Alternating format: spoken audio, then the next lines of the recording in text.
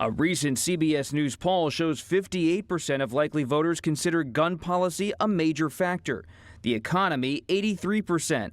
And that is why candidates quickly pivoted back to the issue again on Wednesday. I believe America's small businesses are an essential foundation to our entire economy.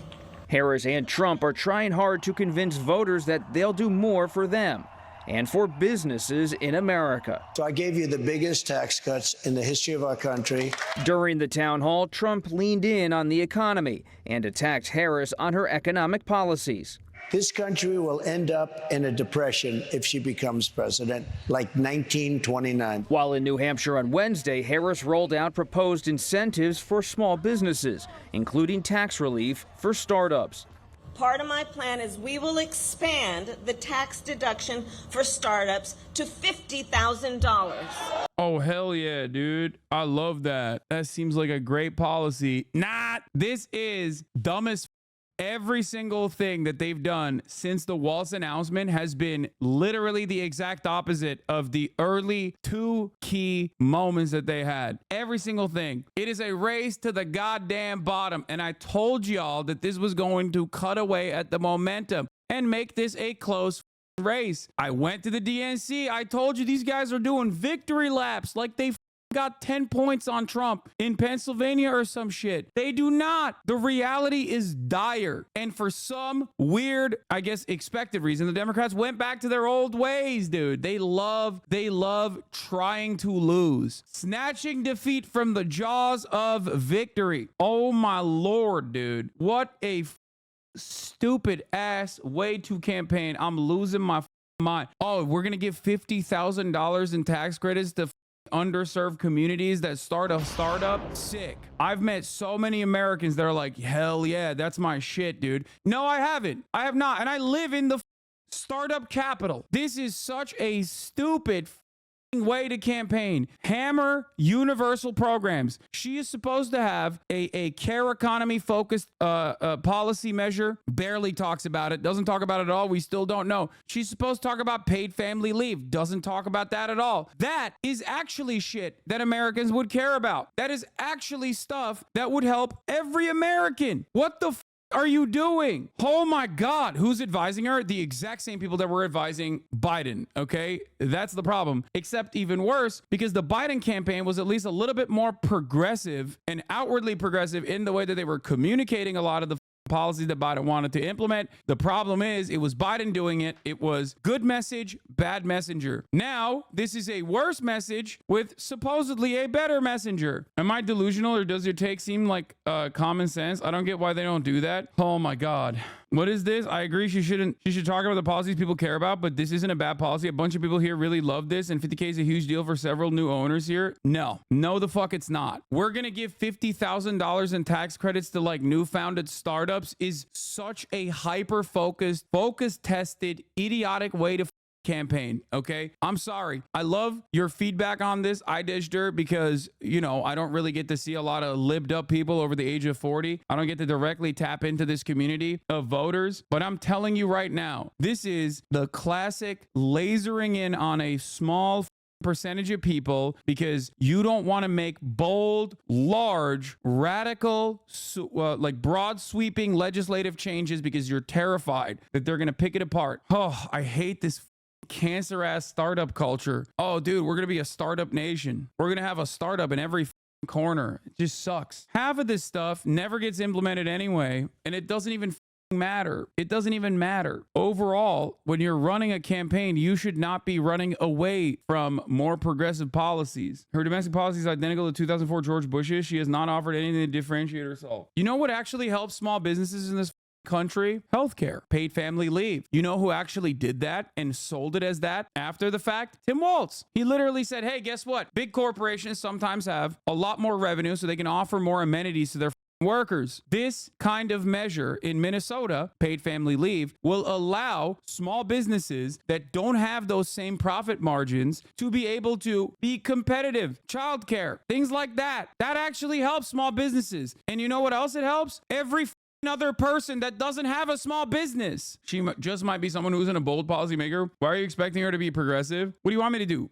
sit here and act like this is a good idea, sit here and act like this is good policy and good politics when it's both shitty policy in general and really terrible politics in general. My point is, she's not even trying to lie. She's not even trying to lie to win. That's what's crazy about it. What the was the point of bringing on Tim Walz if you're just not even going to do any of that shit? They should have at least run with Josh Shapiro so they could have had Pennsylvania in the bag, dude. So dumb. Like, actually, they should have just straight up had Josh Shapiro. If they're going to run this campaign, at least Pennsylvania will be locked down. Honestly, this makes no damn sense.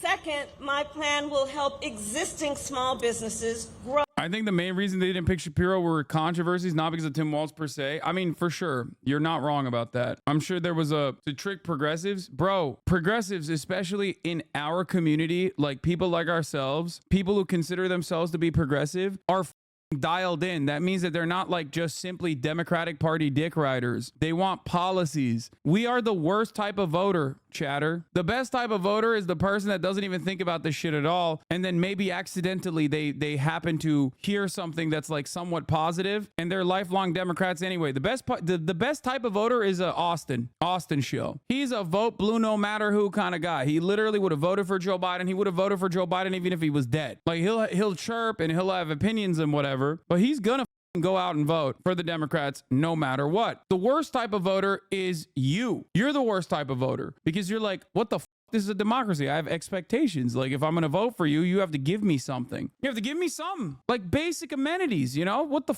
The Democratic Party despises you. They would rather have Trump Republicans who have voted MAGA every election cycle, okay, including in the goddamn midterms. They would rather have 3 of those guys come and vote for the Democratic Party than 10,000 of you vote for the Democratic Party because you have expectations with your vote, okay? They want zombies. They want NPCs. Bro, we will provide low. She's catering the conservatives and it might work. My family's conservative and they actually might work for Kamala on issues like this. They're small business owners who of course benefited from having their PPP loans forgiven and just want more money for a subscription.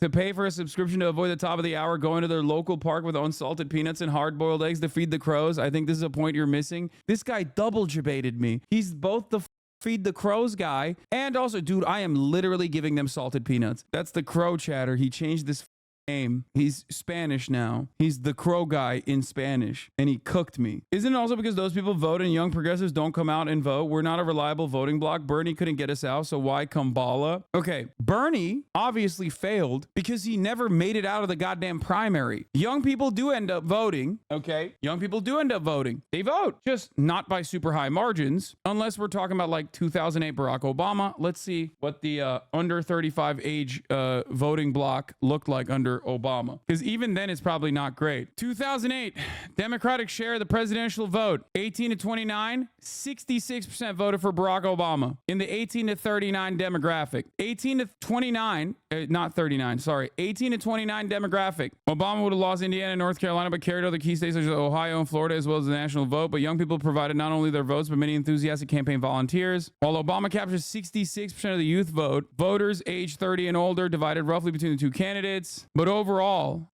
what is the voter participation rate? Let me see if they have that. Okay, 2008 is, I believe, the highest until 2020. 2008, when 2020 is obviously a incorrect statistic to apply because of COVID, mail-in ballots, and universal registration. Having said that, however, outside of 2020, the highest total voter participation rate for 18 to 24-year-olds was in 2008 at 44.3%. Beyond that, the last time it reached anywhere near 42 was 1992. 1968, voter participation rate was like 50% of shit, but like that's way too far back throughout history. But in the last 3 decades, the highest voter participation rate for the 18 to 24-year-old demographic from like 2000 onward is 2008. From the 90s onward is still 2008. The only exception being 2020. The voter participation rate rate for younger voters went from 41.9% to 44.3% between 2004 and 2008. Before that, in the 2000 election, it was 32%. Here, I'll show you these numbers now. In 2008, it reached its peak at 44.3%. In 2012, it went down because Obama in 2012 obviously was running a way different campaign. In 2016, it went up by a little bit, 39.4%, and in 2020, it skyrocketed to 48%, reaching its peak once again. Having said that, however, 2020 obviously was the COVID year, and also voting was made less difficult for obvious reasons due to COVID. So 2020 is not an actual, unless you are talking about like voter participation increasing when you make voting easier, 2020 is not exactly representative of anything else. Old people vote so they get treats. We don't vote as much, so no politician is bidding for our votes. You're wrong. The reason why I'm talking about this is because Barack Obama did appeal to younger voters. And when you do actually have a more progressive campaign, you do actually turn out younger voters. That's my point. That's kind of funny because I know a ton of young people who quite literally vote just so they can post a pic of the little sticker you can get. My point is, we have never really had, with the exception of 2020, we've never really had like an actual overtly progressive campaign that singles out younger voters. But when you do that, you clearly, demonstrably end up turning them out at higher percentages. When you actually end up turning them out in higher percentages, you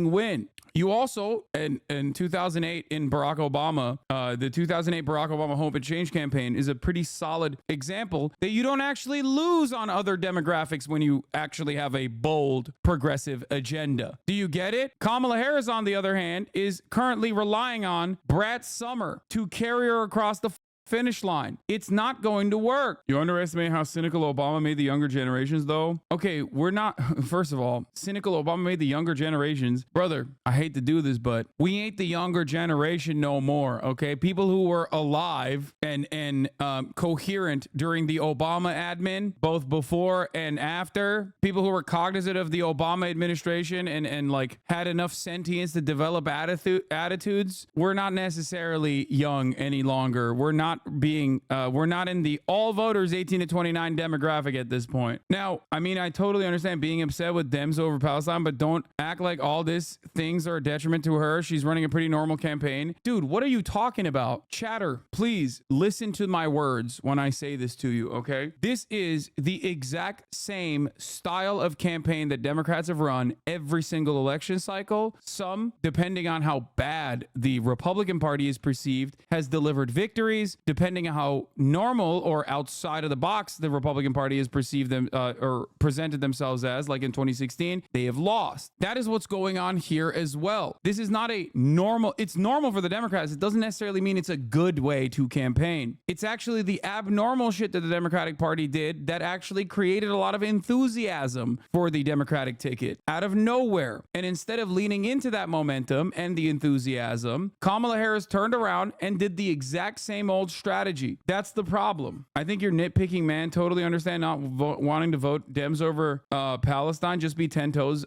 down about it. I think you and others who have this kind of attitude that you have in a Twitch streamers chat where I very openly tell you exactly what I think are looking for a cynical reason. You think I'm sheltering my secret perspective here when I am so honest, so brutally honest usually, that I say shit that pisses people off all the time. It is so stupid that you think that I have some cynical purpose where I'm actually couching my criticism of the Kamala Harris campaign, even though my actual criticisms simply are on Palestine. No, that is something that I have a moral issue with. And it's also something that I have an issue with in terms of the electoral calculus here as well. But beyond the issue of Gaza and the ongoing facilitation of genocide, I'm talking about domestic policies. If you legitimately think that presenting a campaign, presenting economic policies in your campaign that is like, oh, we're going to give tax credits, like tax cuts to small businesses in key sectors, and that's really going to move the needle for a lot of people, you are just as delusional as every other Democrat. The issue here, however, is that the issue here, however, is that You're not being paid by the Democratic Party. I agree with you, says Colonel Disappoint Man. Yeah, I must be cynically hiding my actual opinions. Why would I do that? Search within your own mind. Try to think like, what are the reasons why I would do that? What is it? What could be the reasons? Am I being honest with you, or am I secretly sheltering the truth? Even though I do talk about all the other stuff that that you think I'm not talking about somehow. The worst part is you've been positive to the Kamala campaign when they deserve it, like the labor speech is an example. Yeah, he answered, by the way. No, it's not showing up. I don't know why. It's funny how you were riding for Biden during the pandemic because it actually affected you. Now that you're not actually affected by a second Trump term, you're bailing. He appealed to everyone. My state went blue. The last time this happened was FDR. I was riding for Biden during the pandemic because it actually affected me. A second Trump term doesn't affect me, so I'm bailing. If liberalism sucks, why do you live where it has the most impact on any state? Bro called Schumer a Palestinian man. What's up with these Asmongold ass takes? This is just a liberal chatter who thinks I'm cynically and secretly actually criticizing the Kamala Harris campaign, not because I think that making bold policy declarations would be genuinely positive for her in terms of her electoral calculus, but I'm actually personally a secret operative who is in the tank for Donald Trump. Liberals have one speed, dude. They cannot imagine a world where like I could personally demand more from the Democratic Party, which is the only other option out there in our duopoly. Why is it that you always ascribe bad faith to others? Perhaps it's because you're in here with bad faith in mind. This is the type of shit that makes the alt-right pipeline very comfy to people that literally don't want to hear this shit. So you're admitting you're a fucking liberal labor arista KKK rat who 24/7 discusses the potential domestic policies of the evil bitch who's literally doing a Holocaust right now and promises Holocaust will continue no matter what. Yes, that's what I am. I'm riding with Kamala Harris. How do you develop this kind of attitude and this kind of loyalty for the Democratic Party when they don't give you anything? You know what I mean? I just don't get it. I genuinely don't understand it. Like, I don't, like, are you just like mainlining MSNBC? Is that what it is? He's not responding, moving on. I know. He got called out, so now he's just like, yeah. Edgar Mentum also said Since this. I was a jit, right before opening film. How I feel criticizing nearly every decision made by the Kamala campaign is the Walls pick and carrying the entire team of morons, calling her entire team of team morons while also thinking that she's basically fine. I had to go to get rich. Mama was struggling paying the rent. I couldn't help her with shit. This is my analysis as well, by the way. Straight up. Fear not, liberals. Fear not, libtards. You know, Kamala Harris is still likely going to win. No, she is fine. I think she is. They're doing a millionaire socialist thing from the left, probably a hardcore PSL voter or something. No, the first chatter that I called out was a hardcore libtard. The second chatter came in and was like, you're a labor aristocrat, but they were memeing most likely. Nobody unironically says labor arista KKK rat. Is she likely going to win? It seems 50-50 still. I think Kamala Harris is, all things considered. They weren't memeing. Wait, they were being for real? Oh, that's awesome. Wait, I hope you didn't ban that guy. The one that used Maoist standard English in the chat, unironically. You might think that you're not, but that's what you are. Oh, dude, he is actually like this. For chatters who also say, Hasan, why don't you deal with guys like this and talk about liberals? There are millions of people who have the attitude that one liberal had that I'm addressing, and there's like some collective total of like 13 people who have this attitude. So it's not necessarily worthwhile to discuss or talk about. Their heart's in the right place, ultimately. That's the other reason. Anyway, as long as she's regularly finding leads in Georgia, a state with reliable polls that she doesn't even need to win, I'm not going to be losing sleep over her odds anytime soon. I appreciate the discourse though, because I get to take shots at popularists. Anyways, people learn, then they hate you for not being left enough, then they understand your position. It takes like 3-ish years. Yeah. If I were a rich Democratic donor and wanted to maximize Kamala's chance of winning, I'd pay $10 million of bounty to lure ex-Biden staffers away from the campaign and replace them with fresher, better people. Give them a nice job consulting on the Luxembourg parliamentary election, etc. Yeah. This is one of the very few instances where like me and Nate Silver actually align on that. Like Kamala Harris's Joe Biden dead ender staffers are leading her are leading her astray. They're leading her down a unnecessarily close election. There's no reason for it. It's just so stupid. Nate also personally thinks Trump is going to win because Kamala seemingly has no strategy for Pennsylvania. In terms of liberals' chances, in terms of the Democratic Party's chances, the only thing I can foresee that could potentially lead to a massive upset would be if one, the October surprise of like Benjamin Netanyahu invading Lebanon and then drawing America into direct battle, and B, Donald Trump personally being able to activate a lot of of these like non-voters in key states that that are not getting polled right now, because why the should they ever get polled? There's no way to reach them. And he did do this in 2016. That's why he caused the upset. So that's something to also consider. That's not happening. There's no way Trump wins again. We'll see. I don't think so, which is precisely the reason why I'm saying personally that when the race is so goddamn close right now, and Donald Trump does have a tendency to outperform the polls, when Joe Biden's lead was great in 2020, turns out that lead was not so great at the end result of the election. And 2016, Donald Trump won. Obviously, Hillary Clinton had a much larger lead. 2020 polls were obviously not as bad as the 2016 polls. However, Donald Trump did actually outperform the polls in 2020 in key states as well. So that's something to that's certainly something to consider in this situation as well. It's a massive problem, especially when you are considering an election that is currently super tight. My point is, it shouldn't have to be super tight. There's no reason for the polls to be tight. On the other hand, here's something very funny. One of the only things that Kamala Harris has come out with that has been broadly perceived as very popular policy. Are you ready? One of the only things that Kamala Harris has come out with that I personally liked and even hyped up was her declaration that she will go after price gougers in terms of in the grocery stores. Let's take a look, dude. Oh, that's right. Support for cracking down on price gouging. Support 82%, oppose 13%. The number keeps going higher. The support number keeps going higher. Maybe if Republicans scream communism 7 more times and call Tim Walz a mouse again, they can drive this number down to 79%. Except the number used to be 79%, and that's precisely what the Republicans have been doing, and it only went up. That's crazy, man. It seems so strange to me that we have deluded ourselves, and Republicans do legitimately believe this, by the way. This is not a joke. Republicans and liberals both absolutely believe in their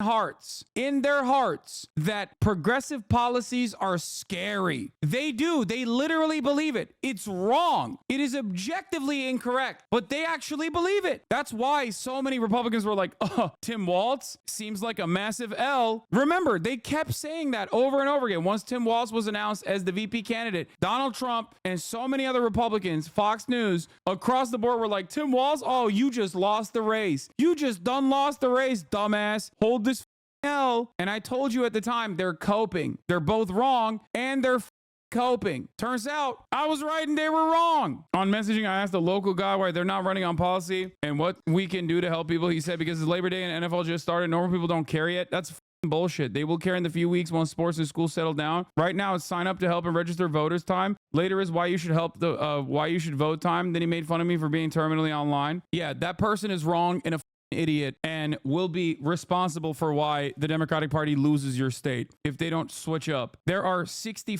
days remaining on this election. The fact that you don't have actual policies as to why you should go out and even register to vote, it's so unimaginably dumb. They believe the label of progressive is scary. If you stick these morons in a room and sell them on the policy without some Fox News anchor telling them that cheap food is woke and gay, they'll probably support it. Dude, this demonstrates that even when you call it progressive and communist and Maoist and vuvuzela, people still support it. Talking about price gouging, like angling it as though you are going to tackle price gouging, is the perfect way to message it to the American population too. Brett Stevens is a good barometer on lib economics. Kamala Harris takes her first big risk. I don't want to read Brett Stevens. Brett, we've spent a long time agreeing about stuff thanks to our shared loathing of Donald Trump, but now we're back to our great divide, economics. No better way to end living an August afternoon than to summon the ghost of Richard Milhouse Nixon, probably not your favorite president. You're talking about a piece of Kamala Harris's big economic speech on Friday. Well, I admit price controls would be a tough plan to get through, politically speaking, but Harris is still trying to lay some of the groundwork for her overall agenda, which on the fiscal side includes redistributing some of the mega wealth to the upper class, to folks who are struggling to reach the middle. I do like that scenario. Okay, I can't read this. I don't want to read this. This is going to piss me off for no reason. My Libers dad says it's anti-progressive shit about the new immigration right to push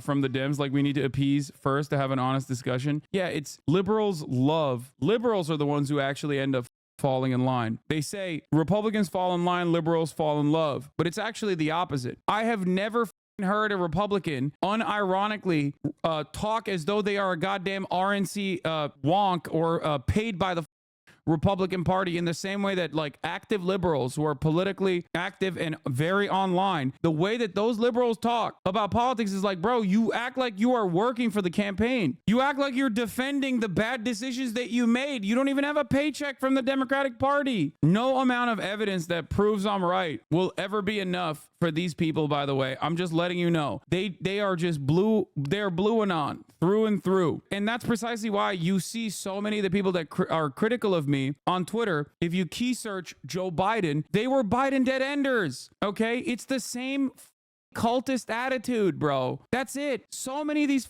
dumbasses were also chirping about riding with Biden till the very end. And no interest loans to small businesses that want to expand. Here in New York today, Trump will address the city's economic club as he looks to bolster his standing among business leaders. As for that debate next week, last night, the Harris campaign agreed that mics will remain muted when a candidate isn't speaking. Okay, Bob, other news yesterday, Harris picked up an endorsement from a former Congresswoman, Liz Cheney, a vocal Republican critic of Donald Trump. Here's what Liz Cheney... Like, this is so perfect, dude. It's like, oh, man, Liz Cheney. Wow, we got John McCain's son and Liz Cheney endorse Kamala Harris. Oh, wow. That's really going to change the outcome of this election. Oh, hell yeah. Wow. Goated. That's sick. Who the f does Liz Cheney represent, dude? Who? Are you stupid? Cheney had to say at Duke University. Because of the danger that Donald Trump poses, not only am I not voting for Donald Trump, but I will be voting for Kamala Harris in this election. All right, she got some applause there. Does it mean anything as an endorsement? It's pretty significant. This election, of course, is about the economy, maybe now about gun violence as well, but it is about character for many traditional Republicans out there in the suburbs of Atlanta, in the suburbs of Philadelphia, and elsewhere. And the Harris campaign believes they can make some inroads with that constituency. Yeah. It's so hard for me to focus on anything other than this shooting. Me too. I have to My say, head guys, is it's my just very stuff. difficult for me right now. It's hard for me to accept the fact that we live in a country where I guess we think it's okay to kill children. Because if we didn't think it was okay, something would be done to stop it. It doesn't seem to matter who's in office, how it works. Yeah. We would find a compromise that enshrines the Second Amendment but keeps our children safe. We shouldn't be sending them to school only for them to go home to God during the school day. Teddy goes to school today. It's the only thing on my mind. I know. We got 5 minutes into the school year. Yes. And this is what happens. And I don't want to take guns from responsible gun owners. If Harris loses, get ready for members of the media to suddenly insist she lost because Biden wasn't on the ticket. No, they're not going to say that. Everybody loves riding with Harris now. They're going to say it was the uncommitted campaign. They are going to say some of the most Islamophobic things you've ever heard in your entire damn life. They are probably going to be begging for Donald Trump to do mass Muslim deportations. No, they already are saying it. They literally keep saying, have fun when Trump deports your bitch ass. That's what they're going to say.